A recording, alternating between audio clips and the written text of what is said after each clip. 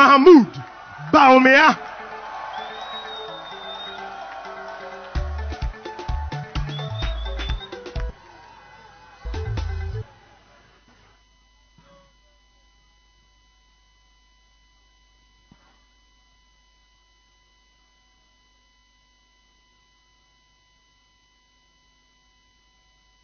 Kukurudu. Kukurudu. Kukurudu.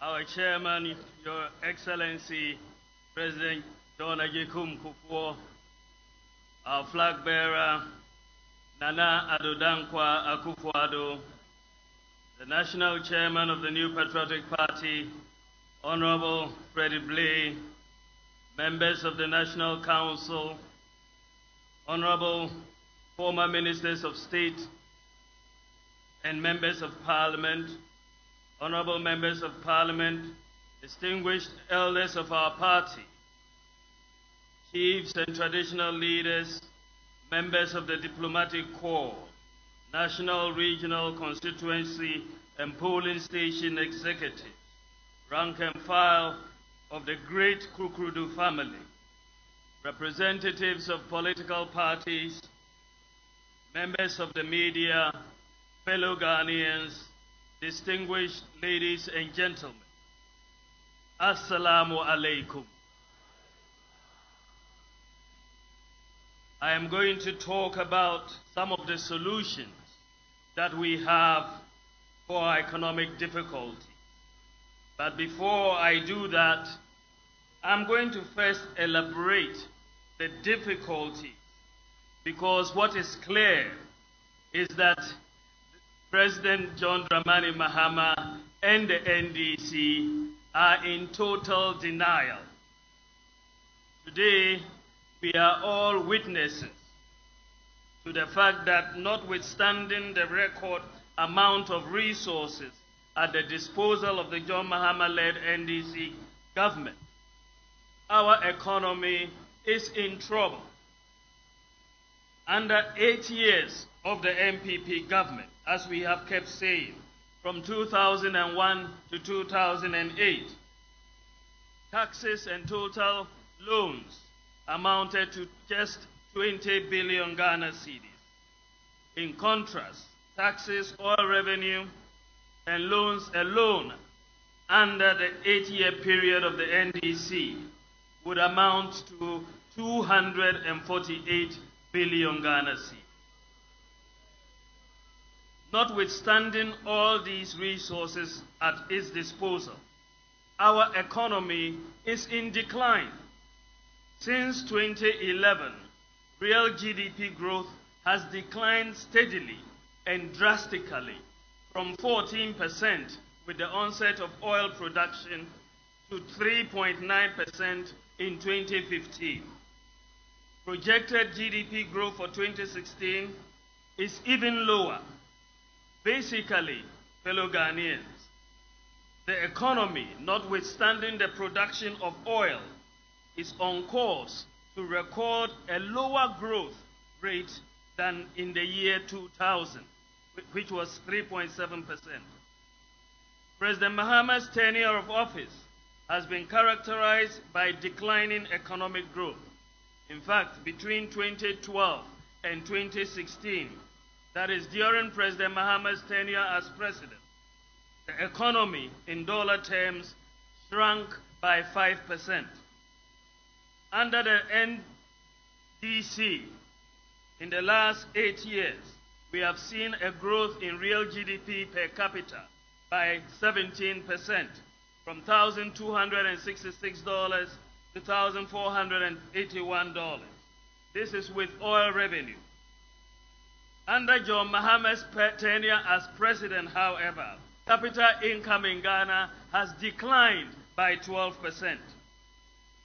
Under the MPP, GDP per capita recorded an increase of 187% in 8 years, from $440 US dollars to $1,266 US dollars without oil. This tells us that fundamentally Ghana's problem is not about resources. Our problem is the efficient and honest management of our resources. The mass cocoa spraying program that we introduced when the MPP was in government has collapsed. Primarily for financial reasons, we've had to endure 5 years of doomsday. Electricity prices in Ghana, thanks to the high taxes and corrupt procurement of power generation, are now amongst the highest in the world. Total debt, Mr. Chairman, fellow Ghanaians, total debt of Ghana after 51 years of independence, and at the time the MPP left office, was just 9.5 billion Ghana cedis. Under the NDC, in just 7.5 years, it has increased from 9.5 billion Ghana cedis to 110 billion Ghana cedis. Mr. Chairman, 90% of Ghana's total debt has been accumulated in the last 7.5 years under the NDC government.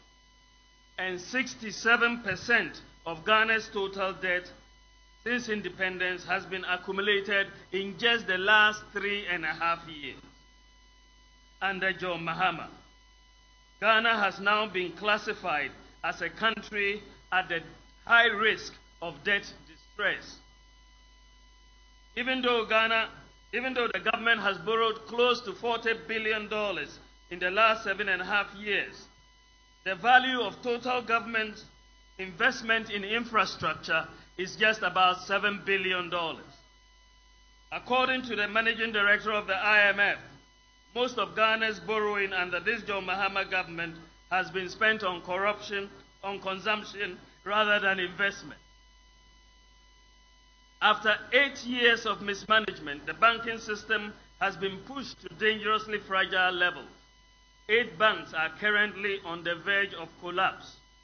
Teacher training allowances have been cancelled, and so have nursing training allowances. And nurses and health assistants are not being posted after completion. Drivers and transport operators have seen a dramatic rise in the cost of insurance, spare parts, license fees, DVLA charges, and fuel.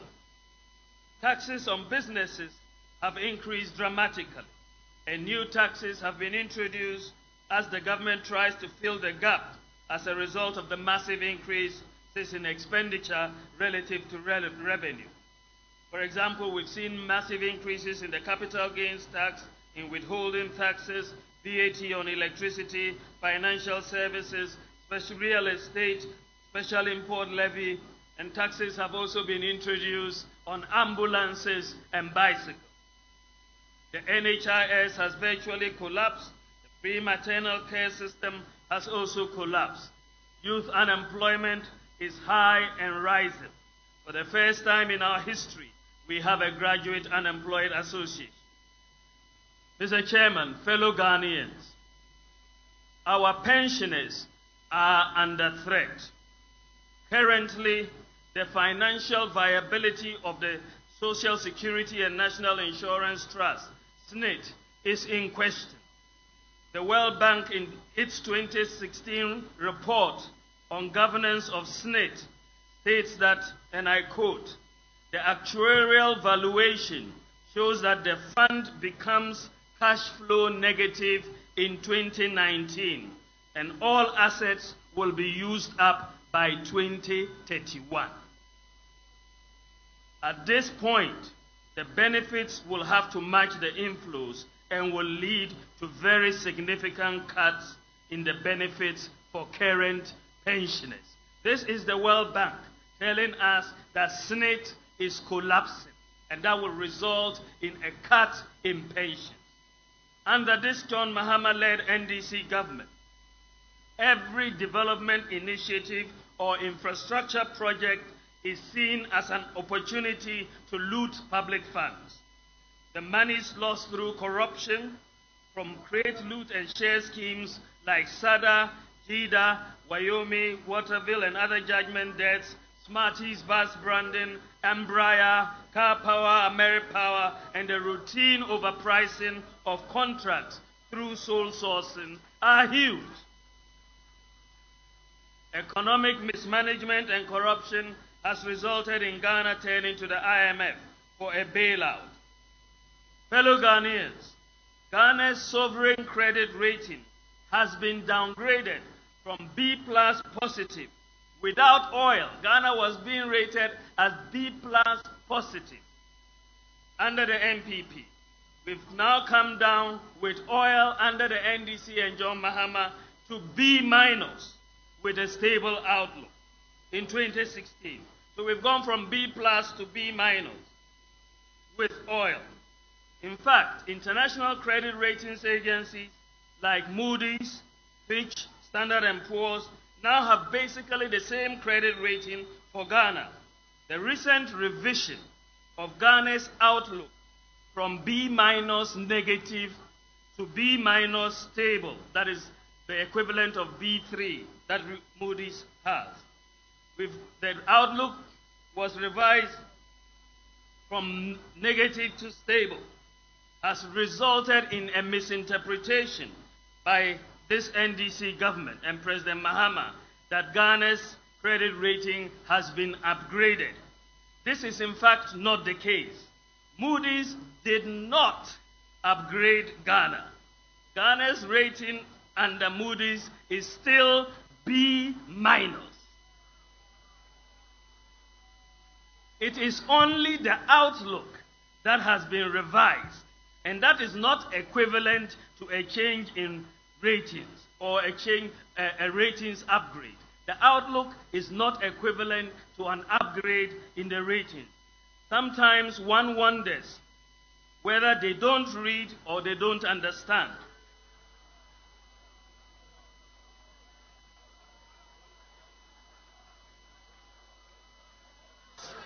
So, let me give Mr. President a free piece of advice.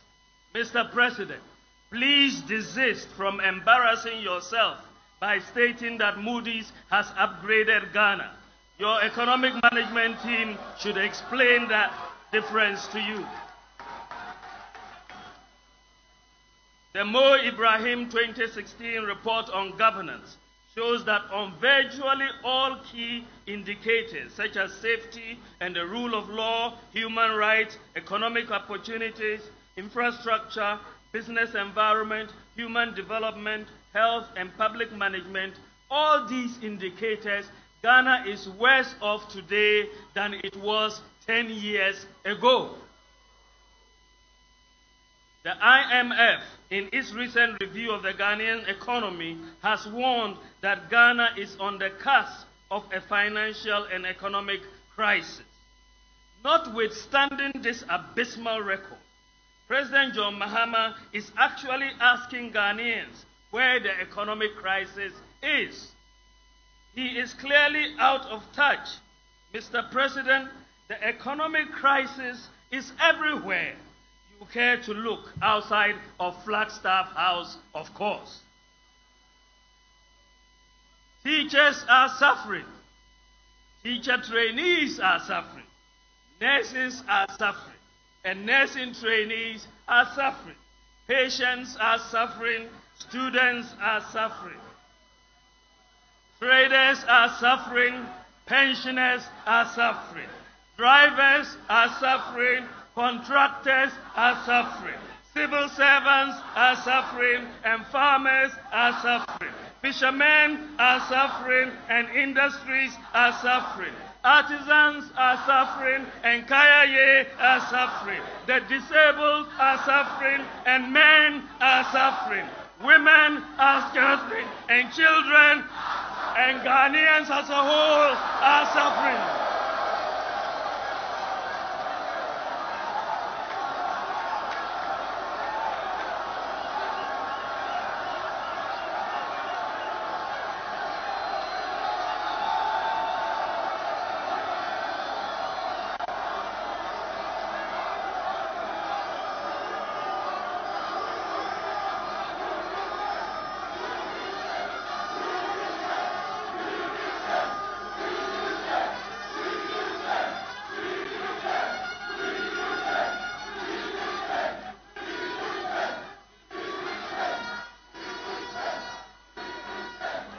Thank you. Thank you. Mr. Chairman, fellow Ghanaians, Ghana is definitely facing an economic crisis as a result of mismanagement, incompetence, and corruption. And this manifesto is going to provide solutions to this economic crisis. Fellow Ghanaians, the MPP's overall vision for Ghana in this century is the creation of an optimistic, self-confident, and prosperous nation through the creative exploitation of our core competencies and operating within the democratic, open, and fair society in which mutual trust and opportunities exist for all. Our goal for the economy is simple, and our policy advisor stated it very clearly, and I repeat it here. Our goal for the economy is simple. We are going to build the most people-friendly and the most business-friendly economy on the face of Africa. An economy that will create jobs and prosperity for all Ghanaians. Our policies will result in a real transformation of the economy and not the propaganda transformation being touted by President John Mahama and the NDC while we are all suffering. The MPP will restore and maintain macroeconomic stability. This is very, very important. And we will do this through the pursuit of sound policies in the context of an enhanced institutional framework to underpin macroeconomic stability. Macroeconomic stability is built around three pillars. You have monetary discipline, fiscal discipline, and financial stability. To reinforce monetary discipline, the Bank of Ghana Act of 2002 established the Monetary Policy Committee to guide the implementation of monetary policy. The two other pillars, fiscal discipline and financial stability, have no such institutional anchors. An MPP government, inshallah, under Nana Addo Dankwa Akufo-Addo, will rectify this. The International Monetary Fund recently insisted that the NDC government passes the Public Financial Management Act. However, this law is woefully inadequate because it lacks the key elements that will protect the public purse from abuse. Fiscal policy implementation, as it stands now in Ghana, lacks three basic elements: absence of a transparent framework or institutional arrangements for providing quality fiscal information to the public, absence of an accountability mechanism that ensures that officialdom is held accountable in implementing optimal fiscal policies to guarantee the stability of the system, and absence of a well-set-up institution to ensure the credibility of fiscal projections provided by the government.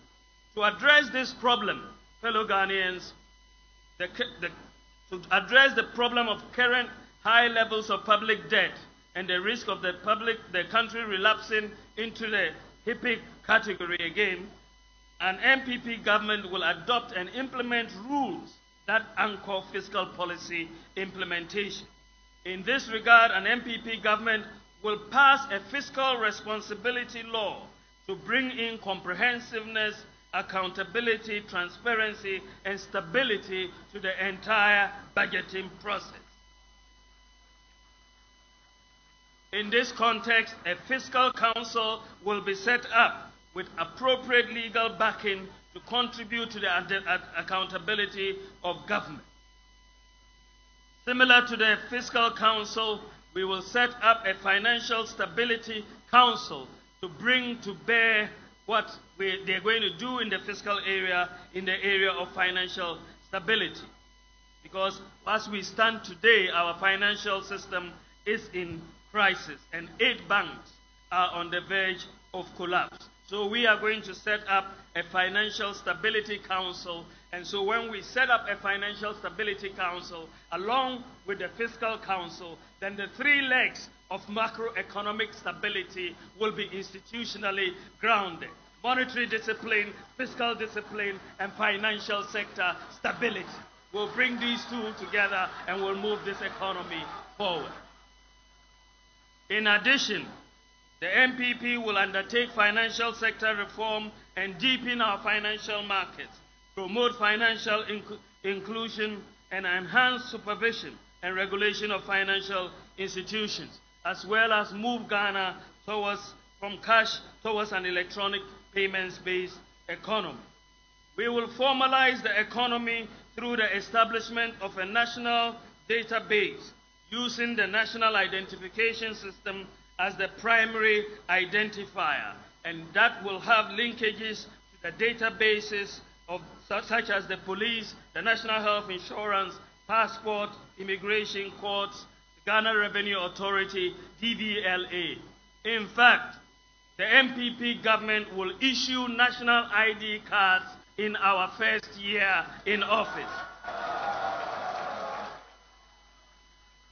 Fellow Ghanaians, the mismanagement of the economy under this John Mahama-led government has resulted in an increase in taxes on virtually everything taxable. Taxes were even imposed on condoms and cutlass. This has increased the burden on the private sector and is a disincentive to production. To address these challenges, the MPP will shift the focus of economic policy away from taxation to production. So we are going to move away from taxation to production. From taxation to production. And we are going to do this by reducing the corporate tax rate from 25% to 20%.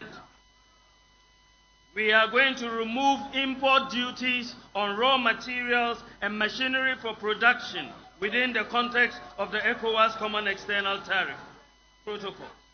We will eliminate the special import levy, and we will abolish the 17.5% VAT on imported medicines that are not produced in Ghana. We will abolish the 17.5% VAT on financial services, and we will abolish the VAT on real estate sales. We will also abolish the 17.5% VAT on domestic airline tickets, and we will review the withholding taxes that have been imposed on various sectors that have constrained their liquidity and working capital, including the mining sector. We will introduce tax incentives for businesses that hire fresh graduates from schools. And we are going to reduce the VAT for micro and small enterprises from the 17.5% to 3% flat rate VAT introduced. It used to be 3% under the MPP when President Kufuor was in government. They've increased it to 17.5%, and we are seeing the harmful effect. We are bringing it back down to 3%. Mr. Chairman, the Kaya are also being taxed under Mahama's government, Ghana. They are made to pay market tolls. Under the next MPP government, we are going to abolish the taxes on the Kaya in this country. We will abolish. The ensuing increase in production and economic growth arising from streamlining all these taxes and the elimination of some of these nuisance taxes will more than compensate for any interim short-term in revenue. Growth is expected to increase to double digits annually. Indeed, during the tenure of the MPP between 2001 and 2008, corporate taxes were slashed from 32% to 25%, and tax revenue actually went up. Additional sources of higher revenue or fiscal space to finance these tax reductions will be the broadening of the tax base as a result of the formalization of the economy, increased tax compliance, and reduced government expenditure as a result of increased collaboration with the private sector. We will also see a reduction in interest rates based on Ghana's debt stock. We will see an increase in oil and gas revenues from the TEN and Sankofa fields. We will see the elimination of corruption, especially in the procurement of goods and services, which is estimated at some 1.5% of GDP annually. Collectively, all these measures will more than exceed any revenue shortfall from the reduction in taxes. Now we look at the private sector. Mr. Chairman, fellow Ghanaians, for the most part, the next MPP government will work in collaboration with the private sector. Jobs will be primarily created by the private sector and not government. With the necessary incentives, the private sector is prepared to undertake many of the expenditures that government is currently undertaking. We will encourage the private sector to do so. We will create the fiscal space for government to reduce borrowing and therefore reduce interest rates. Mr. Chairman, the MPP will not pay lip service to the private sector as the driver of economic growth, as the NDC government has been doing. You cannot believe in the private sector as a driver of growth if you refuse to pay contractors for years after they have executed their contracts. Some contractors are penalized deliberately for supposed political affiliation. Some contractors have to pay bribes to receive payment for works they have executed. An MPP government will be a government for all the private sector, regardless of apparent or perceived political party affiliation. We want to create jobs, and it does not matter whether it is a CPP, PPP, NDC, NDP, or PNC businessman or woman who is creating the jobs. You are all welcome in an MPP government. The MPP believes in empowering the local private sector. We will pass legislation that requires that at least 70% of all taxpayer-financed contracts and procurements should be executed by local corporate entities. In addition, the MPP will introduce a policy requiring that at least 30% of the required 70%, as far as possible, be sourced from entities owned by the youth, women, and people living with disabilities. Under the Mahama-led government, Mr. Chairman, the quality of service delivery across all levels has broken down. Ordinary Ghanaians encounter deep frustrations and needless obstacles in attempting to access public services from government agencies and institutions, including acquiring birth certificates, driver's licenses, passports, registering businesses, processing pension payments, processing payrolls for new teachers and nurses, doctors and police officers, and land registration. The MPP believes that the purpose of government is to help improve our lives, that of our families and our communities. An inefficient government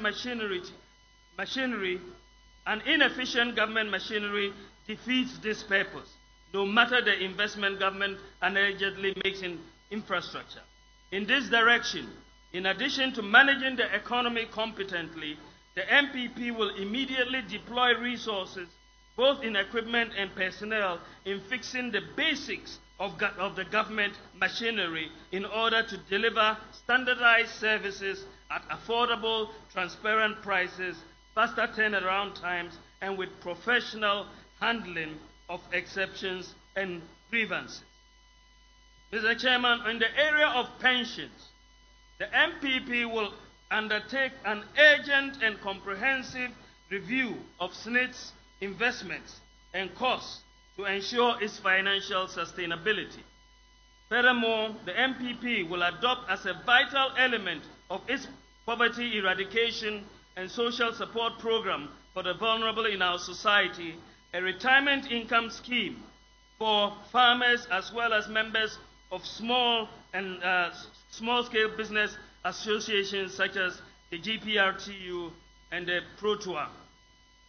Furthermore, we will ensure that the funds of the National Pensions Regulatory Authority are applied solely for the purpose of development of pensions, and we will fully implement Section 103 of the Pensions Act, which assigns pension benefits for housing of workers.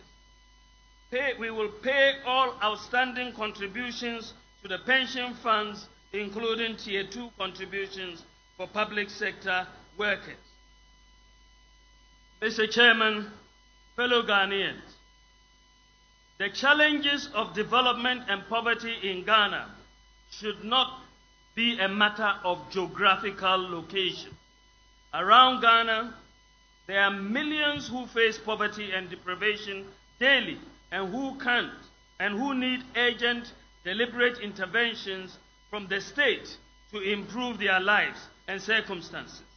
An MPP government will aggressively pursue policies that will be targeted at particular segments of our population who continue to be excluded and who miss out on the myriad of opportunities that abound, not only in Ghana, but in the globalized world. We have seven major initiatives designed to take giant leaps in transforming Ghana holistically, with particular emphasis on rural and deprived communities in a major effort at inclusive development of all parts of Ghana and by adopting a localized development approach. On the Savannah Accelerated Development Authority, Mr. Chairman, the NDC in 2008 promised to take immediate and urgent steps to bridge the development gap between the North and the South through the setting up of SADA, and to be directly under the President with a vision and mandate to accelerate socio-economic development of the Savannah Belt of northern Ghana. They promised to establish a special fund for SADA and pledged an initial startup contribution to the fund of 200 million Ghana cedis with additional annual contributions of 100 million each year for 20 years. The NDC also promised that once SADA was established, the government of Ghana will lead a donor conference on northern Ghana with the aim of raising an additional 200 million from Ghana development partners and the private sector in order to assure the new authority a firm and solid foundation. Per the manifesto promise of the NDC, SADA should have had at least 1 billion cedis allocated from Ghana, from the government of Ghana to it by now, in addition to other funds that were to be sourced from development partners and the private sector. However, Mr. Chairman, according to the 2012 manifesto of the NDC, 260 million Ghana cedis had been allocated to SADA by 2012. In 2013 and 2014 budgets, 20 million Ghana cedis were allocated to SADA per year, while there was no mention of SADA in the 2016 budget. This means that a total of 300 million Ghana cedis has been allocated to SADA as at 2016, compared to the promised 1 billion. Not only has the Mahama government refused to make the resources available, they have also supervised and led the thievery of the 300 million allocated to SADA. The 300 million Ghana cedis was virtually pilfered into private pockets. Since 2012, SADA has hardly received funds from the government for capital projects. This contravenes the SADA Act of 2010, which enjoins government to make annual budgetary contributions. Also, 6 years after the passage of the SADA law, the provision that stipulates that taxes on petroleum imports to help ensure sustainable funding of SADA is yet to be implemented. Mr. Chairman, we all know about the guinea fowls and the tree planting. SADA has basically become a create, loot, and share scheme. What is surprising, however, is that the NDC's 2016 manifesto basically promises to replicate the failed SADA experiment in other parts of the country. Our solution is different. We will restructure SADA and transform it into a more focused Northern Development Authority, as originally envisaged, and make it a flagship program for the economic transformation of the three northern regions. There will be a presidential-led support for genuine entrepreneurship development in northern Ghana. Industrialists, entrepreneurs, manufacturers, food processors, marketers, and so on will witness a new dawn of government support in northern Ghana. But we are not only going to deal with the northern regions. All the three parts, the northern, the middle belt, and the coastal regions of Ghana need support.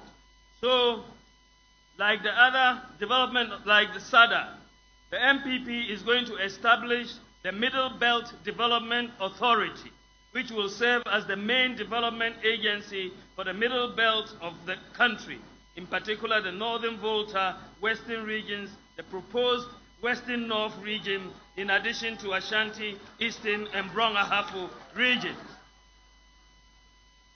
The coastal regions will not be left out.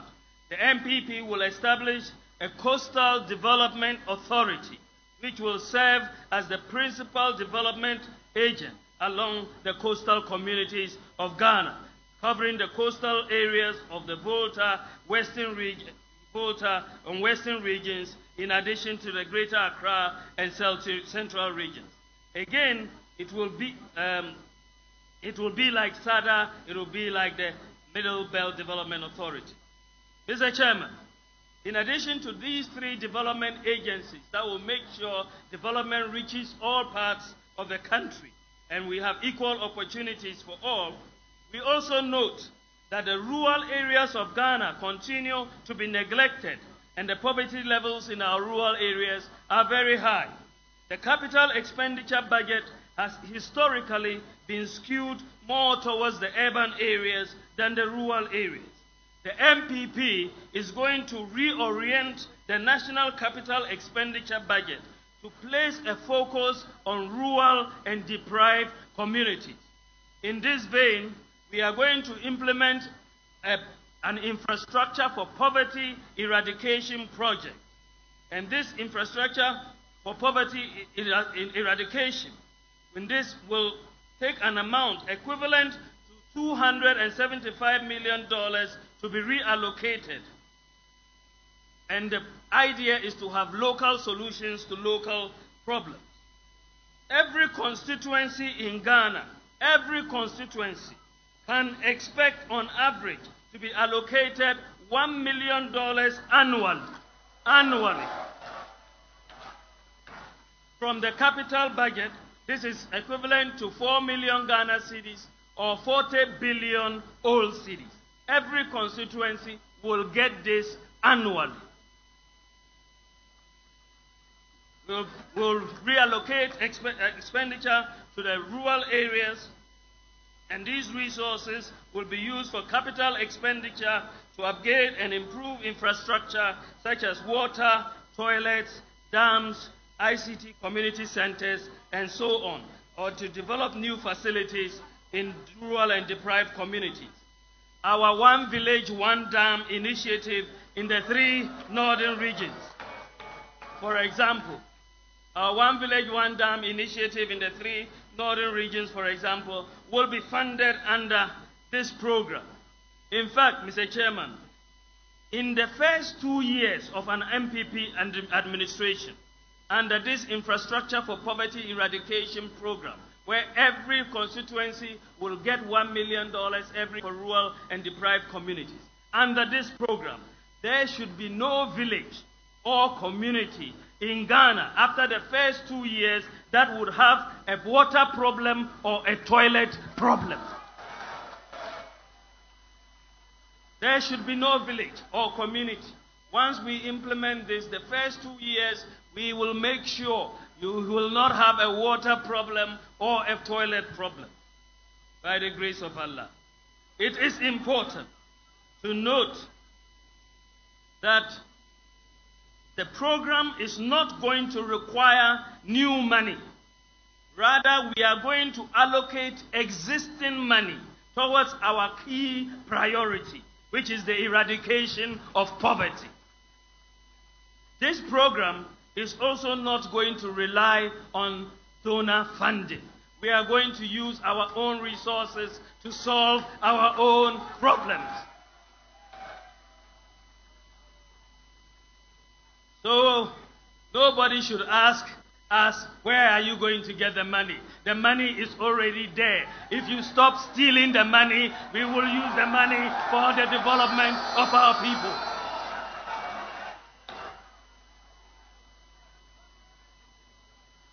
This program will be administered by the respective development authorities.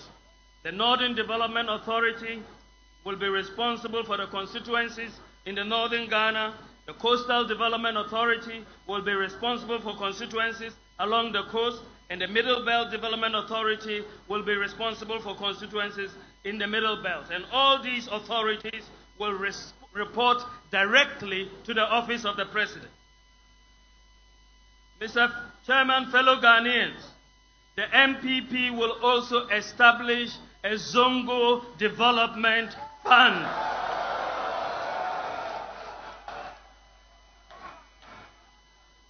This will be the first time in the history of Ghana that we are going to establish a Zongo Development Fund.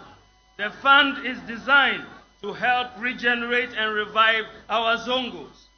Residents in the mostly densely populated Zongos are impacted by business activities, social conditions, and affluence that are unique and which require special attention. Over the years, however, these communities have been left behind in development planning. Residents and their needs have been poorly identified, leading to inadequate and sometimes inappropriate intervention in the social services and physical infrastructure.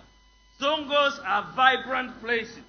They are communities with opportunities in local culture, specialty foods, and tourism that, if properly invested in and harnessed, can create jobs and economic growth at the community level. Our Zongo Development Fund is aimed at regenerating and reviving these communities.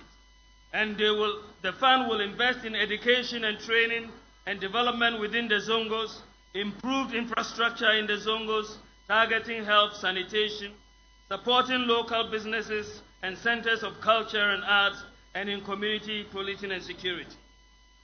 Mr. Chairman, following the appropriate constitutional procedures, we propose to create a Western North region out of the existing Western region in order to open it up for development. The northern part of the Western region is resource rich but has not fully reached its economic and job creation potential for a long time. There is a strong economic case for creating a Western North region. Furthermore, Mr. Chairman, with regard to our mining communities, with regard to mineral royalties, the MPP will make sure that mining communities receive a higher share. Currently, 80% of the royalty goes to government, 10% to the Mineral Commission, and 10% to the community. The MPP will reduce the government share to 70%, while doubling the community share to 20%. The additional 10% to the community will be given to the assemblies to be used specifically for infrastructure in the mining communities. This will ensure more value is retained in mining communities for development. Together, these 7 initiatives will be directed at implementing key decentralized action plans to tap the enormous resources available for every part of the country. No part of the country is going to be left behind under these initiatives. This is why we say equal opportunities for all.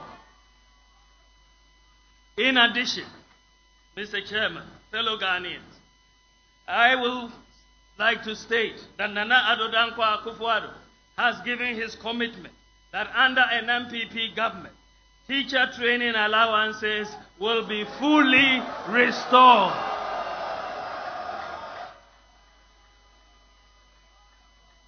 And in addition, nursing training allowances will be fully restored. The recent about 10 by the President Mahama on the issue of teacher and nursing training allowances is purely an election year gimmick, which should be treated with the contempt it deserves. At this stage of the electoral cycle, President Mahama will say anything to get re-elected. Fellow Ghanaians, what the MPP is going to build with some of the policies that I have just outlined in this manifesto, and more of the policies that my colleagues are going to come up and outline. What the MPP is going to build with these policies is going to be a new economy. An economy that will grow and create jobs, prosperity, as well as offer equal opportunities of all. The future under the MPP, under the leadership of Nana Addo Dankwa Akufo-Addo, is going to be a bright future. God bless you. God bless Ghana. Salamu alaikum. One more time, let's hear it for Alhamdulillah.